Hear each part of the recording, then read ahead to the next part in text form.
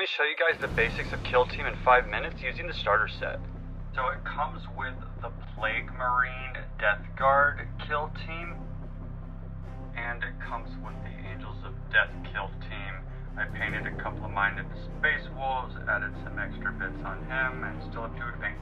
Let me show you how to read these data cards. It's not as intimidating as you think. So this guy has a plasma pistol and a plague sword, which you can see right here. That's his ranged weapon and his close combat weapon.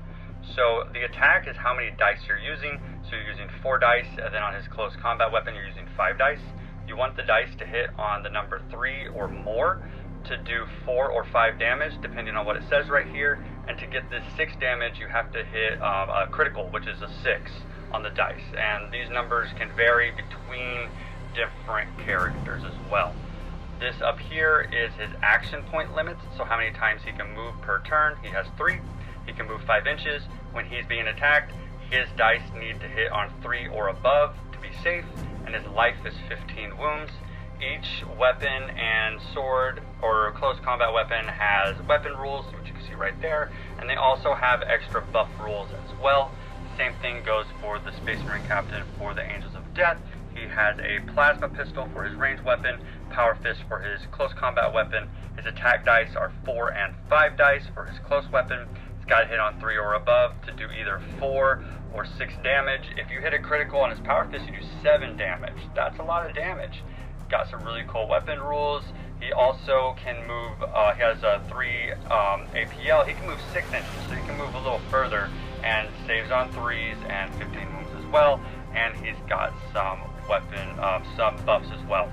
You can use these data cards. You can also download the Kill Team app. There's also data cards that you can just buy. I have some Scout Squad data cards, so depending on what you want to use, you can use these, the app, or your own card. So there's many different ways to set up the floor. It shows you in the app. I like to set mine up to where the enemy and your team are 3 inches on the edge, and they go to the middle. You have your home objective, the middle objective, and then the enemy objective. But if you're on this side, then that is your home objective, which is a way of scoring points. When you start off, everyone has a conceal order. That's what this little skeleton guy is.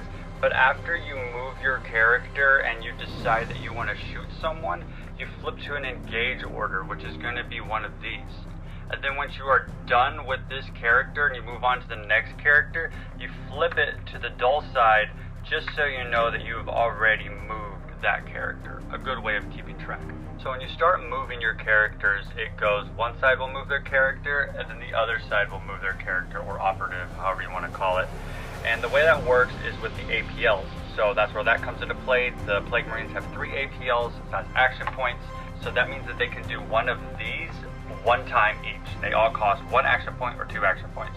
They can reposition, which is pretty much a move, a dash, which you only move 3 inches to get out of the way, fall back, move backwards. A charge is where you can do an extra 2 inches on a reposition. You can also use a charge to fight someone. And you can shoot, which is you can shoot, and then fight, which is a close combat fight. So the game lasts for 4 rounds, but we call them turning points. So I'm pretending that this is the end of turning point 1. Both sides really just moved up their operatives to get into good positions for shooting.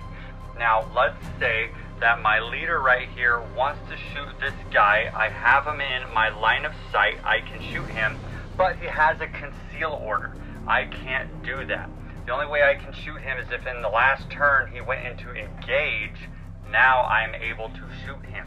But first I have to flip my character to engage as well. Now I'm able to shoot him because I have a line of sight.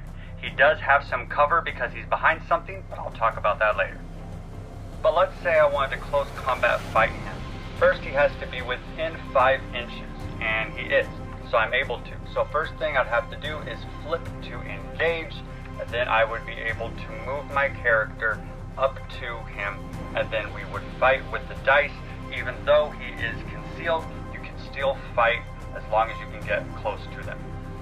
That was my super high level overview of Kill Team. I'm sure you still have some questions. I would love to answer them. I'm also going to do a video on how to read the dice with fighting and shooting. What questions do you have? Let's play Kill Team.